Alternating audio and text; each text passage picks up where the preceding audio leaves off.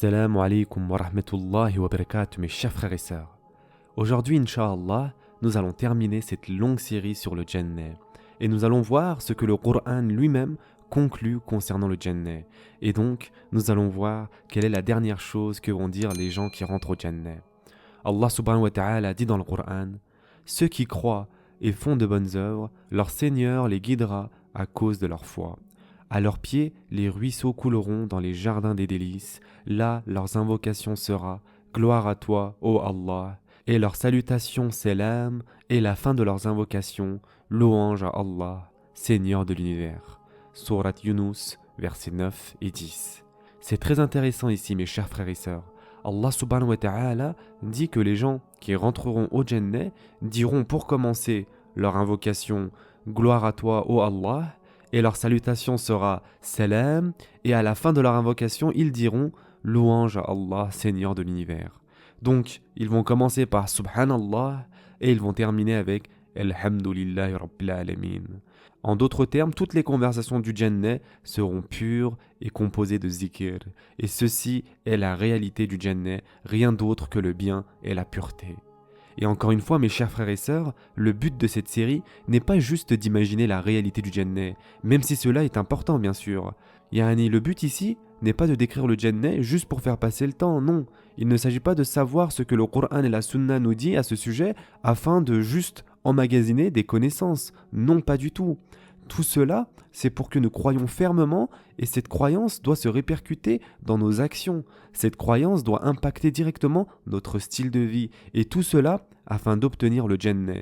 Et pas seulement le Jannah, mais les plus hauts niveaux du Jannah.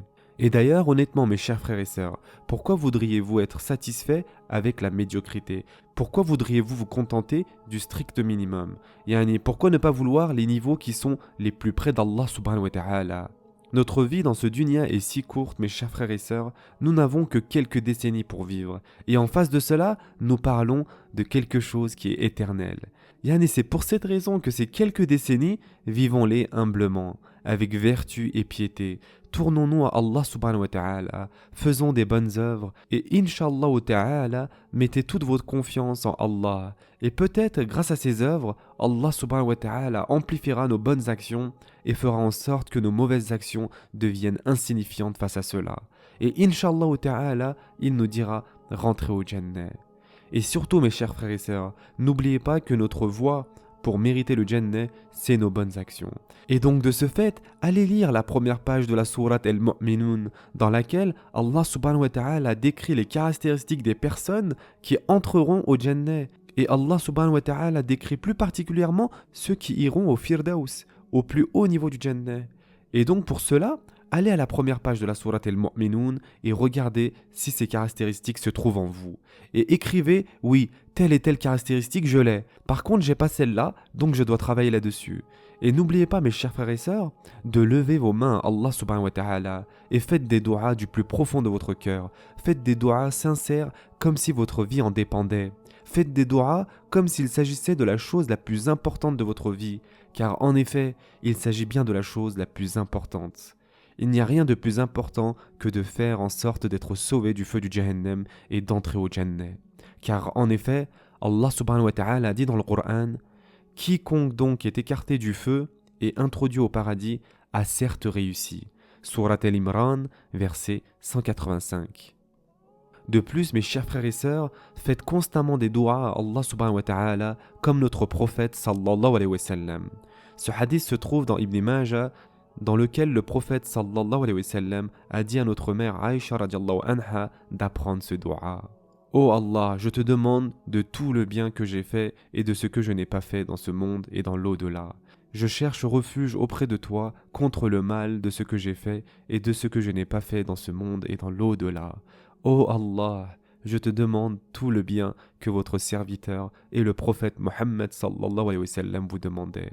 Je cherche refuge auprès de toi contre tout mal contre lequel votre serviteur et le prophète Mohammed sallallahu alayhi wa sallam cherchaient refuge. Ô Allah, je te demande le paradis et ceux qui m'en rapprochent des actes et des paroles.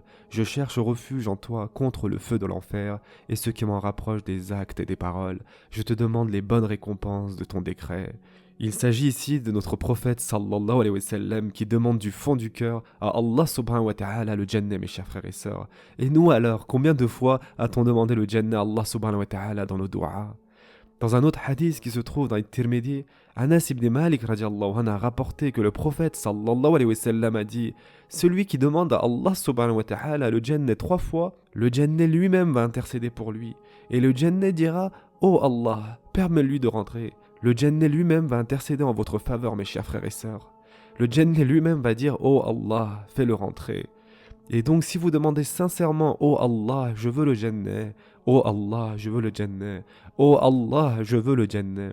Si vous demandez à Allah subhanahu wa ta'ala 3 fois sincèrement, même le Jannah aura pitié de vous, et même le Jannah va demander à Allah subhanahu wa ta'ala: oh Allah, permets-lui de rentrer.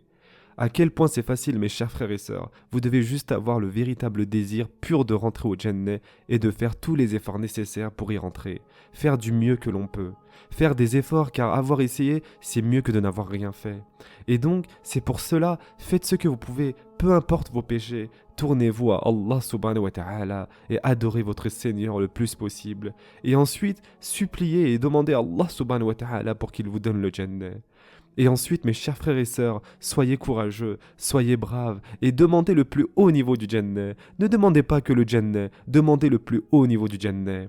Malheureusement, nombreux sont nos frères et sœurs qui se contentent du strict minimum. Nombreux sont ceux qui se disent: si je suis la dernière personne à rentrer au Jannah, ça me va très bien. Ne soyez pas médiocres, mes chers frères et sœurs. Visez toujours plus haut, visez l'ultime récompense. Et dans un autre hadith, rapporté par Muaz ibn Jabal radiallahu anhu, le prophète sallallahu alayhi wa sallam a dit: celui qui prie ses 5 prières quotidiennes et qui jeûne le mois du Ramadan et qui donne la zakat, Allah subhanahu wa ta'ala lui permettra de rentrer au Jannah. Même s'il ne fait pas des choses en plus comme le tahajjud, même s'il ne fait pas les sunnahs, même s'il ne donne pas de sadaqa, etc., rien de plus. Celui qui fait le strict minimum rentrera au Jannah. Et lorsqu'il a entendu cela, Muaz ibn Jabal radiallahu anhu était choqué. Bien sûr qu'il était choqué, mes chers frères et sœurs. Ici, il s'agit de personnes qui donnaient 80% de leur richesse à Allah subhanahu wa ta'ala. Ce sont des personnes qui jeûnaient 10-15 jours par mois. Ces personnes allaient dehors pour faire le vrai djihad. Et là, à ces personnes-là, on leur dit: la personne qui prie à peine ses 5 prières par jour et qui jeûne à peine le mois de Ramadan et qui donne que 2,5% de sa richesse et rien d'autre, on leur dit: cette personne rentrera au Jannah. Et donc vous comprenez pourquoi Muaz ibn Jabal radiallahu anhu était choqué. Et donc il a dit: Ya Rasulallah, si c'est le cas, ne devrais-je pas aller dire aux autres d'y aller mollo et de ne pas faire autant d'efforts? Qu'est-ce que notre prophète sallallahu alayhi wa sallam a répondu à cela? Il a dit: laisse les personnes faire autant qu'ils peuvent, car le Jannah a plus de 100 niveaux. Et la distance qui sépare chaque niveau l'un de l'autre est comme la distance entre la terre et les cieux. Et le Firdaus est le plus haut niveau du Jannah. Et au-dessus du Firdaus, il y a le Arsh, c'est-à-dire le trône d'Allah subhanahu wa ta'ala. Et c'est du Firdaus que toutes les sources d'eau émergent. Donc le prophète sallallahu alayhi wa sallam a dit à Muaz ibn Jabal radiallahu anhu: quand tu demandes à Allah subhanahu wa ta'ala le Jannah, demande-lui le Firdaus. Subhanallah, subhanallah. Mes chers frères et sœurs, ne visez pas le plus bas du bas. Ne visez pas à être la dernière personne qui rentre au Jannah. Yani, réfléchissez dans ce dunya. Vous n'aimeriez pas être la dernière personne. Vous n'aimeriez pas être le dernier des derniers. Dans ce dunya, vous faites tout pour réussir et arriver à une bonne place. Et donc, tout comme dans ce dunya, vous essayez d'être le meilleur, faites de même pour l'akhira et visez le Jannatul Firdaus. Et faites en sorte que cela a une répercussion dans vos actions et votre façon d'agir et remettant en question vos priorités. Levez vos mains à Allah subhanahu wa ta'ala tout en sachant que vous savez que vous n'êtes pas digne du Firdaus al-A'la. La majorité des personnes ne vont pas arriver au Firdaus al-A'la. Personne ne va gagner le Firdaus. Mais par contre, Allah subhanahu wa ta'ala peut vous bénir avec le Firdaus. La rahma d'Allah subhanahu wa ta'ala peut vous donner le Firdaus. Et plus vous êtes sincère et que vous montrez votre envie pour le Firdaus, et plus vous avez de ihlas, et plus vous avez de chances de rentrer au Firdaus. La plupart des personnes qui demandent le Firdaus n'arriveront pas au Firdaus, car le Firdaus, c'est pour l'élite de l'élite. Mais le point est ici, mes chers frères et sœurs, et écoutez bien, le point est que si vous avez comme objectif le Firdaus al-A'la, et que vous faites tout pour obtenir le Firdaus, que vous passez toute votre vie à faire des doigts, et peut-être qu'au lieu d'avoir le Firdaus, vous aurez peut-être juste un niveau en dessous du Firdaus, ou 2 niveaux en dessus du Firdaus. Vous allez arriver peut-être au niveau 97 sur les 100 niveaux. N'est-ce pas magnifique? Et pourquoi cela? Parce que votre objectif était d'atteindre le niveau 100. Vous aviez comme objectif le Firdaus al-A'la, vous aviez comme objectif d'être juste en dessous du trône d'Allah subhanahu wa ta'ala. Mais si votre objectif c'est d'être la dernière personne à rentrer au Jannah, si votre objectif c'est de faire partie des personnes qui vont être punies par le Jahannam et ensuite en rampant petit à petit arriver au Jannah, c'est à vous de voir. Mais si votre objectif c'est bien cela, que se passe-t-il alors si vous n'arrivez pas à être la dernière personne à rentrer au Jannah? Votre résidence temporaire sera alors le Jahannam. Et donc c'est pour cela mes chers frères et sœurs, levez vos mains et demandez à Allah subhanahu wa ta'ala, oh Allah, donne-moi le Firdaus al-A'la. Oh Allah, donne-moi le Firdaus al-A'la. Oh Allah, donne-moi le Firdaus al-A'la. Nous demandons à Allah subhanahu wa ta'ala le Firdaus, tout en sachant que nous ne sommes pas dignes du Firdaus, sachant que nos œuvres ne seront pas suffisantes. Mais cependant, nous désirons tout de même le Firdaus, car nous croyons en Allah subhanahu wa ta'ala, car nous croyons au Jannah, et nous croyons à la promesse d'Allah subhanahu wa ta'ala, et nous croyons aux descriptions du Jannah de notre prophète sallallahu alayhi wa sallam, et nous croyons à la réalité du Jannah. Et le fait est que, peu importe combien de bonnes œuvres nous avons, cela ne nous permettra jamais de rentrer au Jannah. Le but ici est de montrer à Allah subhanahu wa ta'ala que nous croyons fermement et que nous sommes sincères. Et pour cela, nous devons le démontrer de la plus belle manière possible afin de présenter cela à Allah Azza wa Jal. Et c'est alors là qu'Allah subhanahu wa ta'ala, qui est Ash-Shakur, va augmenter la grandeur de nos œuvres. Et Allah subhanahu wa ta'ala, qui est Al-Ghafour, va pardonner nos péchés. Et c'est pourquoi les personnes du Jannah diront, et ils diront, louange à Allah qui a écarté de nous l'affliction. Notre Seigneur est certes pardonneur et reconnaissant. C'est lui qui nous a installés par sa grâce dans la demeure de la stabilité où nulle fatigue, nulle lassitude ne nous touche. Surat Fatir, versets 34 et 35. Qu'Allah subhanahu wa ta'ala nous permette de rentrer au Jannah et nous permette de faire partie de ceux qui font ce dua.